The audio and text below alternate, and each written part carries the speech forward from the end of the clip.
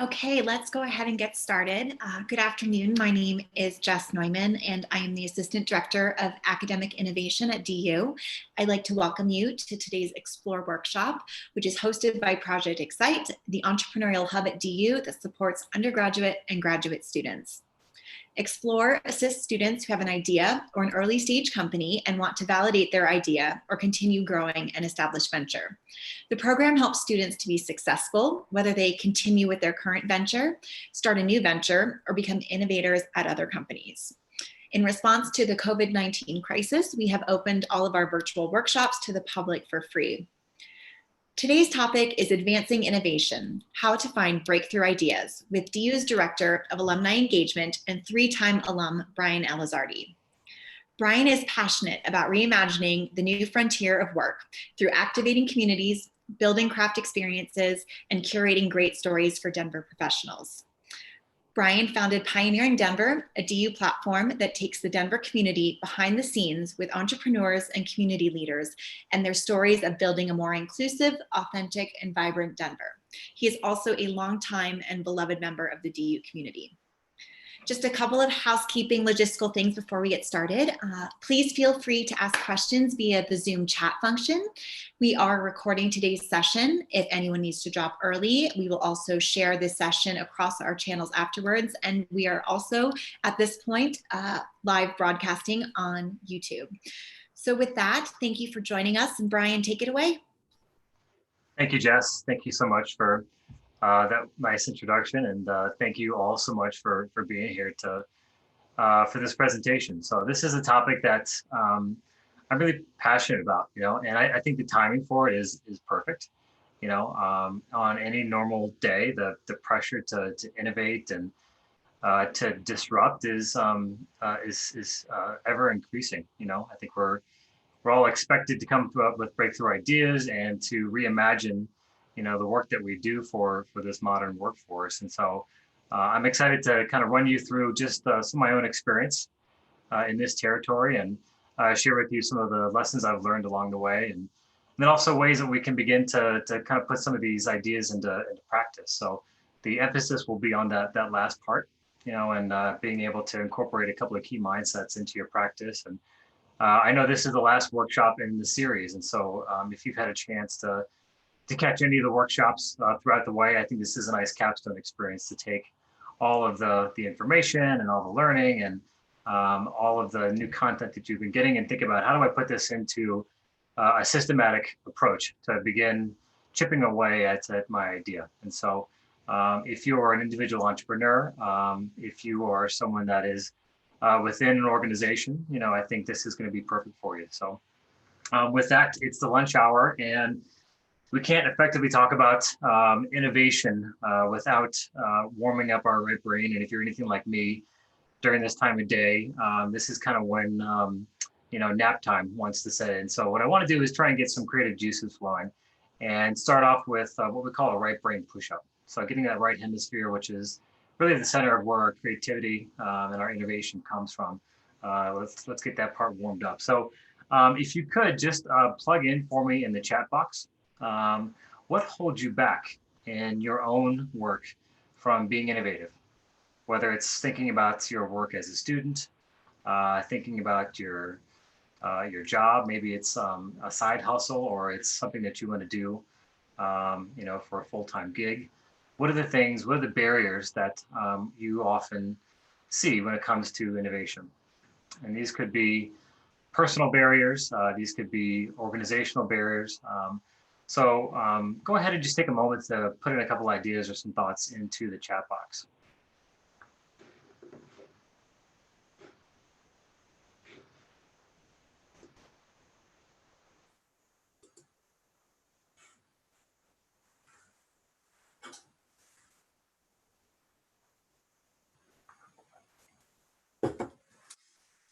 So taking a look here. So will it work?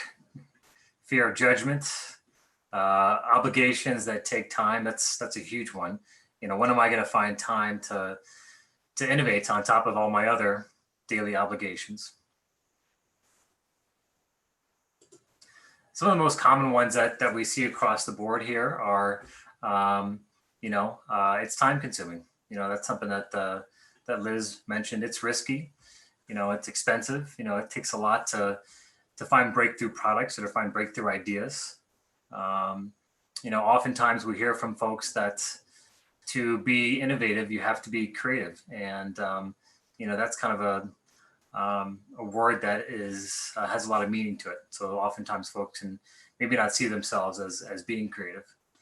And then when it comes to kind of thinking about innovation in an organizational context, you know, um, oftentimes we have a perspective that you know um, change isn't good. What got us to where we are today is what's going to make us special and make us unique, and why break that? Why tinker with that? So be thinking about some of your own kind of personal barriers as we move throughout this, and kind of keep that in the front of your mindset. To kind of jumpstart us, I want to start off with a story, and some of my colleagues I know who are on the call right now are going to be familiar with this story because I love to share. But who knows what this is a picture of? Go ahead and put in the chat box if you have any guesses.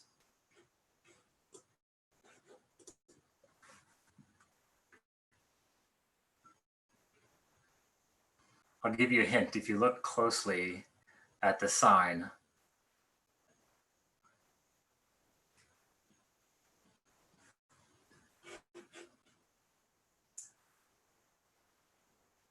yes, it is the original McDonald's. And so this is actually a great story about innovation. If you go back to California in 1948, this is the very first McDonald's. And so we have the McDonald brothers who at the time noticed that there was an emerging culture in consumers' desires to be out of the home for dining experiences. And so they took that hunch, that sort of mystery, that observation that they were seeing, and they put it together quickly into a solution. And that's what became the first McDonald's. And so the solution for them was a quick service restaurant that had a very limited menu, one that gave consumers very few choices, but really allowed the organization, the restaurant, to excel at a couple of choices here. And that obviously we know kind of the future, and what comes after that is the next step for McDonald's was Ray Kroc. Ray Kroc picked up the baton and he popularized the assembly style chain of fast food restaurants that we know that permeates our culture today. And so it really was taking that experience that the McDonald brothers saw and beginning to turn it into this pattern, this formula that could be repeatable. And so getting down that production cycle time to as small as it can get, adding drive-through windows, adding all these different sort of efficiencies along the way, and then taking that model and then what later became sort of the McDonald's franchise model and turning that into what we now know as sort of the McDonald's algorithm, if you will. And so it's this combination of forces that has produced one of the largest corporations today. So if you begin to sort of peel back, that story, you start to notice there's a predictable pattern that is really behind any successful innovation and a formula that's widely used today. And so, most innovations begin with a mystery. In the case of the McDonald brothers, they noticed that those consumer patterns were changing, and that majority of folks empowered by the ubiquity of cars began to have a mobile and an increasingly mobile lifestyle. And so how might they want to eat? How might their consumer patterns be adjusting to that? So they took that idea and they whittled it into what's known as a heuristic. And so for McDonald's, it's a quick service restaurant that had a very narrow menu. And it wasn't until Ray Kroc came along that they really figured out what is the ultimate formula, sometimes known as an algorithm, which is that assembly style menu that we know today that really permeates any fast food leisure restaurant. Think about Chipotle as a great example. The original Chipotle menu was completely binary, and so it was a series of binary choices, that allowed the chefs in the kitchen to maintain quality, but also allowed the consumer to move through very quickly. And so that's something that's very much ubiquitous when we think about sort of our lifestyle today. You can see this pattern reflected here in a number of current and progressive examples as well too. Think about a company like Airbnb, recently valued at $31 billion. That was obviously before coronavirus. But their model and their sort of idea was beginning to look at the mystery of how people's travel patterns were changing. And, you obviously know the founder story, the two original founders who, slept on an air mattress, and took that idea to think through, well, what if we opened up, all these unused bedrooms? And the first example, the first pilot for Airbnb was in 2008 during the Democratic National Convention right here in our own backyard, actually. So taking that mystery and willing it down into sort of a heuristic, which is letting homeowners sublet their spare bedrooms, and then ultimately selling in on their algorithm, which is this idea of collaborative consumption and the sharing economy. Another current example is a product that we all know and love, Instagram. And so, the founders of Instagram noticed, that our patterns, our behaviors were beginning to shift now that we all have these cameras in our own pockets. And so what was it about the ubiquity of those cameras that was sharing or reshaping the way that people were sharing their experiences and taking photos? And so, they started off with a simple experiment, which was a photo sharing app. But at the time, there were, a number of different photo sharing apps. So for them, the ultimate pivot point came when the idea of taking these poor quality photos that were shot on camera phones that, at the time were very low quality, but using the filters to make those photos seem elegant. And so now we have a massive network with photo sharing, and Instagram, obviously, as we know, has been bought out by Facebook. So kind of peeling back this model, we know this to be what we call the knowledge funnel. And the basic idea, in essence, is that every great innovation starts with a mystery. It starts with an idea, a concept, a hunch, something that that you want to explore. Maybe it could be something you're noticing in the marketplace, maybe something you're noticing in your own consumer behavior. It could also be identifying what those gaps are. When you think about a project or an idea that you're working on, if you're an Excite student, chances are you've already identified kind of what problem it is you're trying to tackle, what you're trying to solve. And so over time, you begin to whittle that into an offering. It's a model. Oftentimes that will manifest as a prototype, an experiment, something that is agile, is nimble. It gives you an opportunity to get that out into the marketplace, and then to gain real-time valuable insights and to get feedback on how people are using your product. And then from that feedback, either pivoting or dynamically steering into what ultimately becomes your reliable system for success. And that's what we know as sort of this algorithm. If you notice kind of the way the movement works within the knowledge funnel is that over time, as you move down the funnel, you gain efficiencies. And so that's when you start to, you spend less and less energy on the mystery, but more and more time on execution. And many startups, I think, mimic this process as well too. When you start to get to the algorithm phase is when you're starting to hire out a lot of marketing, a lot of support staff. You've really settled in on this is kind of what our bread and butter is. This is what is tested in the marketplace. This is what we know will get funded. This is what we know audiences will grapple with, or this is what we know will sort of stick, if you will, in the marketplace. And so over time, as you move through each phase, you shave off important time and energy, either individually or as an organization, that you can then reinvest back into the next mystery. And so this becomes sort of a virtuous cycle.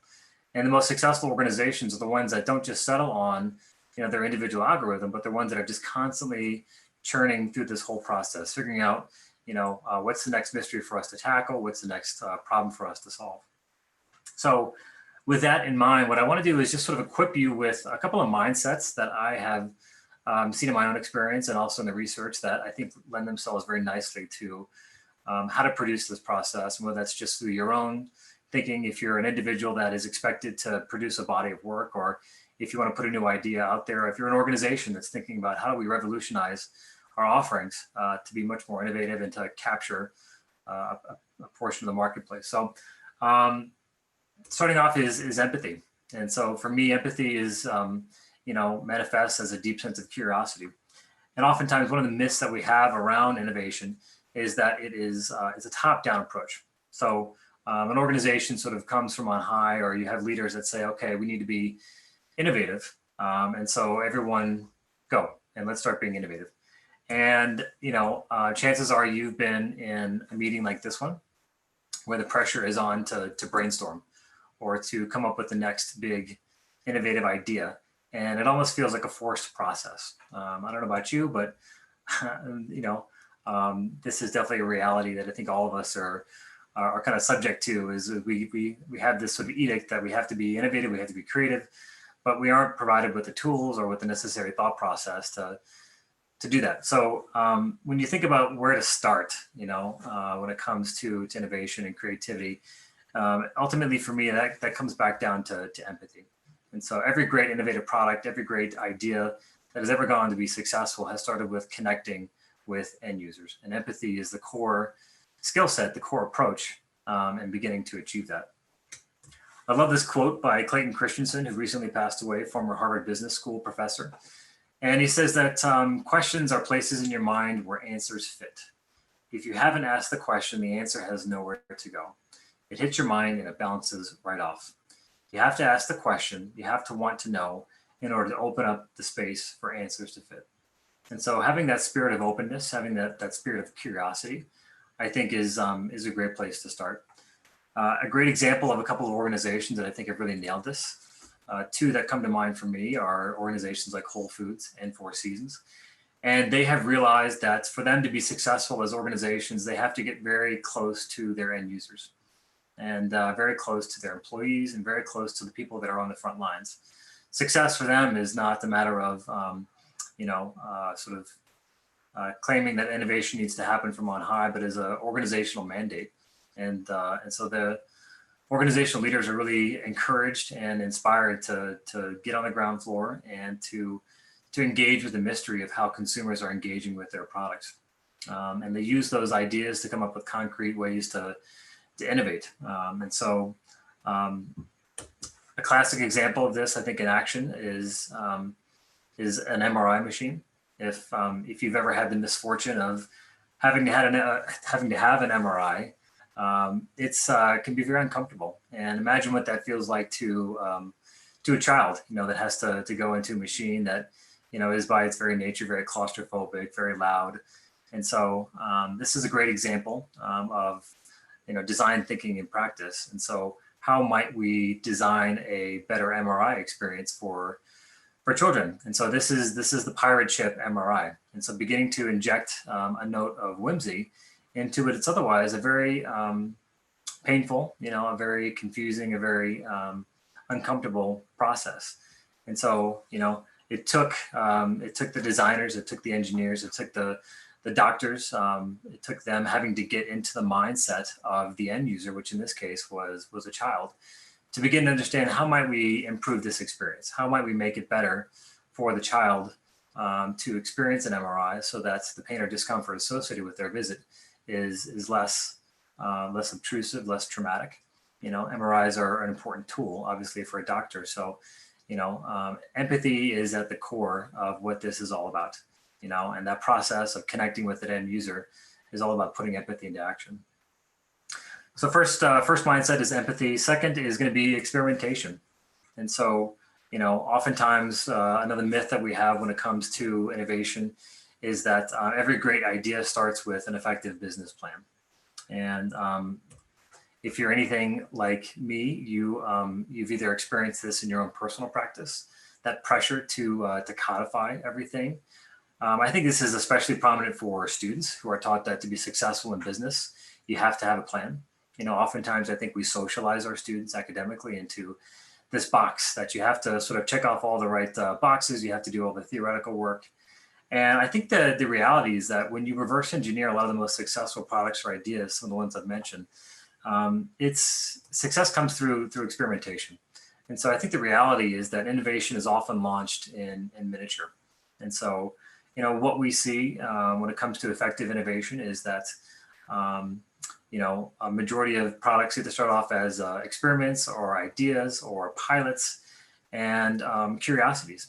And so one of my favorite examples of this is organizations that empower this idea of experimental doodling. So Google is, I think, famous for this. They have their 20% rule, but they're not the only ones that I think have really sort of capitalized on this.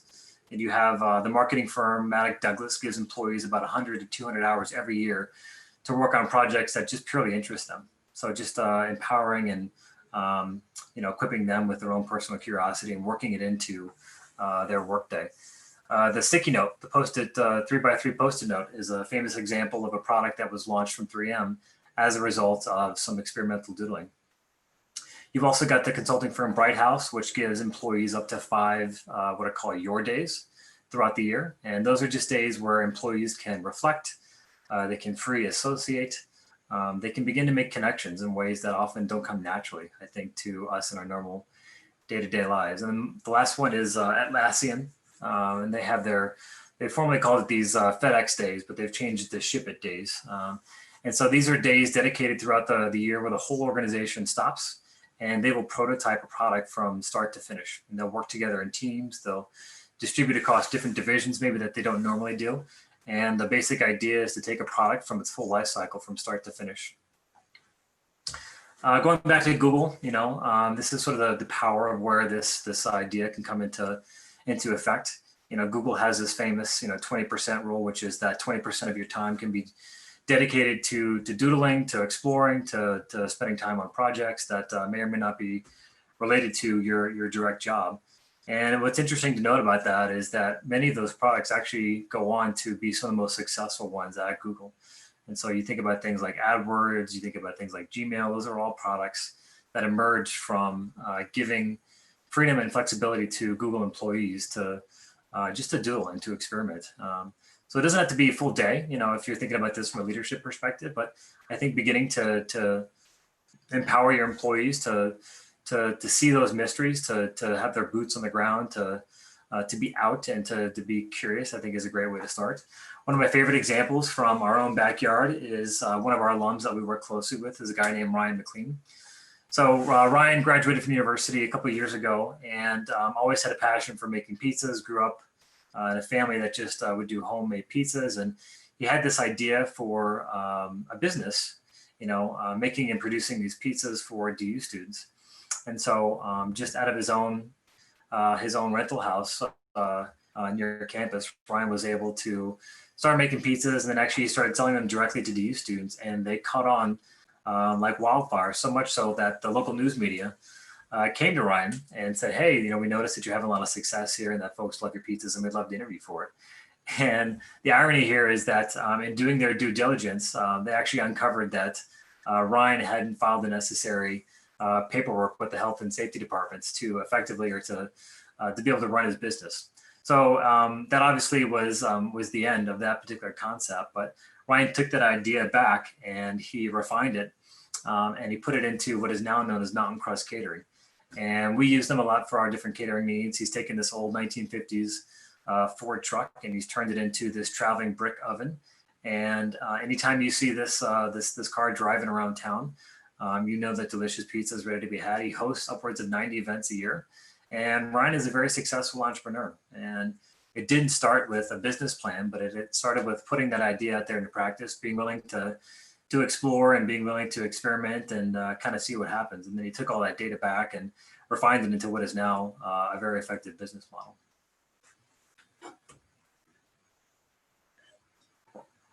So I want to wrap up with the final mindset, and it's this idea of exploring.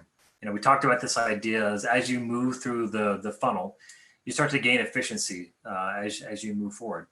And I think one of the myths when it comes to innovation is this idea that it's kind of the arrival fallacy, if you will. And so once you settle on your first breakthrough idea, once you figure it out, your work is done. It's like this idea that there's nothing left to explore. We put it in the product, we put the product out in the marketplace, and now all we have to do is just sort of spin the flywheel, if you will. And the truth of the matter is that the marketplace is constantly changing underneath our feet. Consumer behaviors are constantly adapting. Organizations are constantly changing. We all know this very intimately right now because we're living through this pandemic, and very few people saw this coming. Very few people could see the full impact of this. And it has thrown, it's been a complete disrupting force, I would say, for all of business and all of industry. So, If you thought that you were done, if you thought that you'd arrived, there's always something around the corner that I think is going to change your reality. And so the truth about innovation is that it's a constant journey, and it's about continually re-engaging with the mystery of what the marketplace is experiencing, what individual consumers are seeing, and without having that deep sense of empathy, without experimenting, you're not going to be connected to the source of that innovation, that innovative energy, if you will. I see this a lot with organizations that have this mindset where they sort of think that they've arrived as an innovative organization. Is you start to get innovation bloat, as opposed to a traditional funnel, where you gain efficiencies throughout the process. What ends up happening is you settle on your breakthrough idea, and then you stop innovating. You stop paying attention to the mystery, and so it starts to bloat the organization. Going back to our original example of McDonald's, I think as much as we love to tout them as being one of the original innovators, McDonald's has actually been guilty of this from an organizational standpoint. If they had been effectively engaging with the mystery of consumer behavior, I think that they would have realized, some of the different trends around, healthy eating, around coffee, for example. And so you wouldn't see, popular chains as like Chipotle, or you wouldn't see Starbucks as much if McDonald's had been able to foresee those trends and to sort of hedge the additional or the oncoming competition as a result of that. So how do we get out of this mindset? One of my favorite ways is just this idea of divergent thinking. I think oftentimes when we settle on a successful formula, we get stuck in execution mode. We're focused, we sort of know what our charge is, and we go to work every day trying to put that into process. And the truth is that this is actually kind of a cycle, and I love this model of divergent thinking, because what it does in essence is it says that, for success, you have to, as much as you have to zoom in on the idea or the product or the execution, you have to give yourself just as much freedom to zoom out and to unhook. One of my favorite things to do after one of our successful events, one of our successful initiatives is just to leave my computer at home and to go out and to explore the city. Grab a notebook, go to a coffee shop, walk around a new neighborhood, go to a museum, and really just start to engage the part of my cognitive thought process that starts to open up, starts to kind of see the world maybe for what it is, and to understand maybe how things have changed, and to get out of that need to constantly be churning and to constantly be focusing on execution, but to start to balance these two. And so I think this is a great place if you're ever kind of stuck, where you feel like you don't have time, you feel like you don't have the energy, you don't feel like you have the permission to be innovative. Sometimes the best thing you can do is just stop, whether it's just taking a sick day or taking a vacation day, or even just taking a day to break free from the routine and to start to see your work from a different altitude. Another great example, if you're sort of in an organization, is this very phrase, how might we? It by its very essence, I think it invites permission, it invites exploration. I think oftentimes when it comes to brainstorming and coming up with innovative ideas, we approach it from kind of an assembly line standpoint, where we have to kind of churn out the idea, we have to force it through, if you will. And great ideas and creativity and innovation comes from a sense of openness, and so this question, I feel like, is such a freeing one to ask in meetings and to ask in your organizations, and even just to ask for yourself, how might we better attract consumers in the marketplace? If you've got a particular idea or a product that you're looking to launch, start with this question, how might we, disrupt the marketplace as it relates to, mobile healthcare technology? So, and if you're a leader of an organization, I think that there's an opportunity here to create some enduring value. Your focus needs to be on, gaining and helping remove as much barriers as possible, so that the efficiency can be achieved through the innovative process, and so that information, resources, ideas, concepts are not getting stuck throughout the organization, but are really flowing very freely. And so continuing to drive down the cost, continuing to free up resources, continuing to bring together maybe teams that don't spend a lot of time together. I think these are all great ways that leaders can really begin to free up those resources and create that deep sense of efficiency throughout an organization. So 3 mindsets: empathize, experiment, and explore. I think this to me, I think is a great place to start, when it comes to beginning to to innovate, beginning to think creatively, beginning to open yourself up to new ideas, no matter where you're at an organization or as an individual. Start thinking about some of the barriers that you have, and my experience, there's two types of barriers. There's the real barriers that exist, the ones that are foundational maybe to an organization. And so have conversations with your leadership, have conversations with your peers about what we can do to break free from those, and to kind of push through those so that we can free up resources, free up additional thinking. The second type of barrier, I think, is more personal, and that's the sort of mental barriers that we put up in our own minds. And so how can we begin to break down some of those barriers to see the world through new angles, to see product ideas maybe in a way that we hadn't seen them before, to combine, to mash up ideas from different areas and different industries and ways that we can begin to integrate into our own work. So with that, I'm going to go ahead and pause, and that'll wrap up my formal part of the presentation, but I would love to pause for any questions. I think Jess is going to open up the line, and if we've got any chat box questions, I'll be happy to address those now.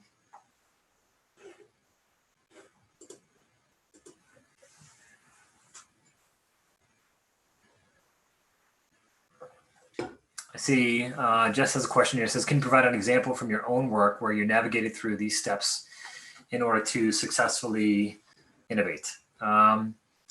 Yeah, so, majority of us here on the call are all, employees of higher education. And I think traditionally higher ed, is an organization that has proven itself to be very resilient. If you look at the University of Denver, for example, it's been around for over 150 years, and it's proven its ability to overcome, world wars. It's proven, that it can come back from market crashes. So I think there's a mindset within higher education that, if it isn't broken, then why sort of go trying to fix it. And I think, when it comes to our work in constituent engagement, so much of the future of engagement right now, I think, is being transformed through our very eyes. And so if we just sort of rest on, the traditional model of engagement, I think we'll miss a majority of the marketplace. I think the biggest disruptor in our work that we do with an advancement and with an alumni engagement was back in 2004, 2005, an organization called Facebook that got started and took our previous algorithm, which was the alumni directory. And it pretty much said that you no longer own the most up-to-date information on your alumni. And so, it's impossible to overstate the disruptive force that had on an industry at the time that was about 90 years old. Alumni engagement goes all the way back to the original secretaries, who wanted to keep track of where alumni were going as early as the 1910, 1920s. So, an example of kind of putting this into practice was the development of our Pioneering Denver program, and beginning to sense that the marketplace was shifting and that people were no longer gravitating towards the traditional things that universities were putting out there. You have, a classic example, I think, is the networking bar party. That is a heuristic, an algorithm that I've seen a number of universities sort of rest all their energy on. And so we knew that was no longer an effective way to engage individuals. And so, we put an experiment out there. We put an event out there that was sort of a new event, a new idea. It was based on a lot of the feedback that we were hearing, but also a lot of our hunches as an organization. And, based on the success of the first couple of events, we used that data to then to iterate, that model, and continue to advance that into what is now, I think one of the more fun programs that we get to run, and I think is the basis for a lot of the storytelling type events that we do.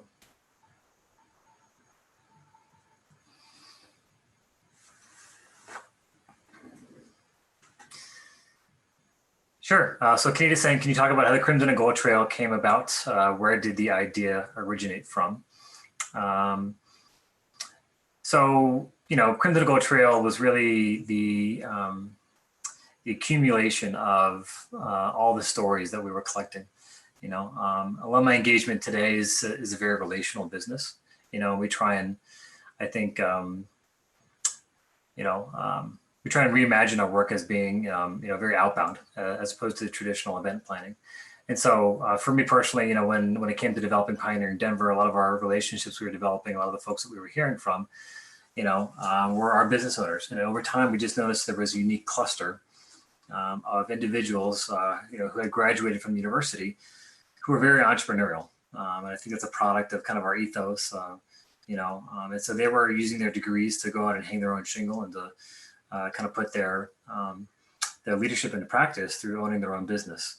So, once we realized that there was, something there, we sort of combined that with a lot of the, what we noticed was engaging, from an event standpoint, and that was people really curious to find out and to uncover, who those alums were. And we have great stories of, people who would go out of their way to support alumni-owned coffee shops and restaurants. And, one of my favorites is an alum who works downtown who would drive all the way to Steam on Pearl Street, which is not convenient for downtown, but is close to campus because she knew that Hani was the alum there. So over time, we came to realize that it was kind of a 2X factor, So once you uncovered, who the individual was, and once you discovered that there was a relationship there with an alum, you were twice as likely to go support that place as opposed to other ones there too. So the trail really was just about how do we make that a forward-facing product, if you will.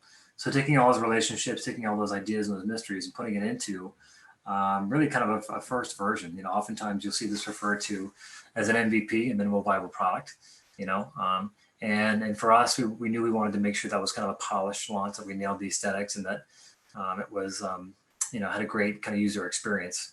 So once we put that product out there and we kind of saw the way that people were engaging with it, we're taking that data now, and the next version of the trail will come out this fall, and we'll have to reflect some of the shifts in the marketplace.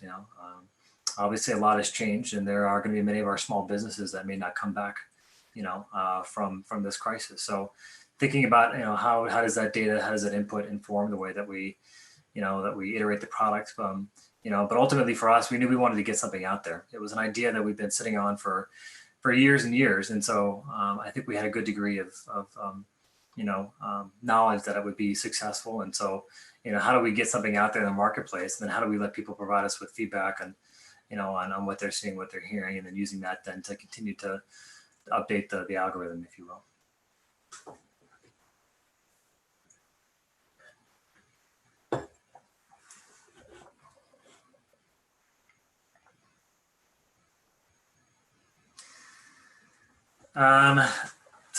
Next question is, are there any innovative ideas you've seen that have come out of this uncertain time that you really like?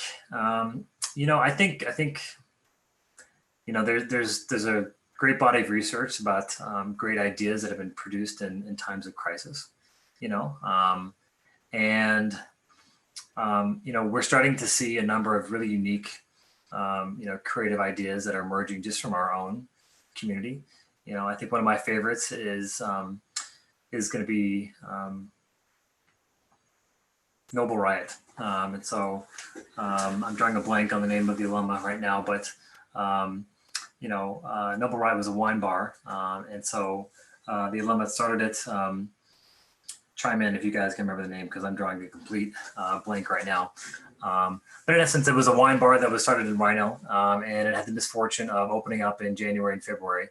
And as soon as it opened up, it was no longer relevant. The basic premise of a casual sit down, Nicole Mattson is the alumna. So the basic idea of people coming to sit down was just no longer relevant and no longer possible in the era of COVID. So Nicole quickly pivoted the concept into Noble Fright.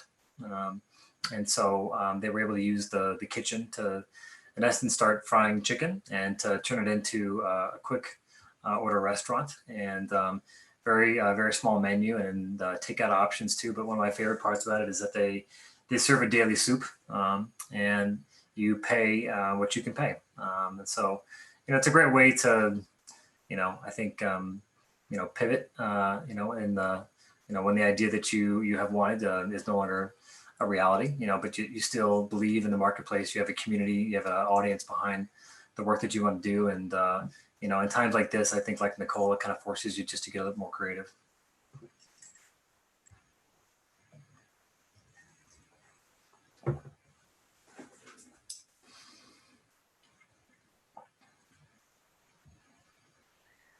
Thank you, Brian. It looks like we might be done with our Q&A at this point. So I just wanted to say thank you for providing such a wonderful final Explore workshop for all of us. And thank you to all of our attendees. We really appreciate you joining us. If you have questions, feel free to reach out to us at projectexcite@du.edu. And if you weren't able to catch Brian's email before, we are happy to direct you to him. So be well and have a wonderful afternoon. Thank you. Thank you, Jess. Thank you, everybody. Have a great day.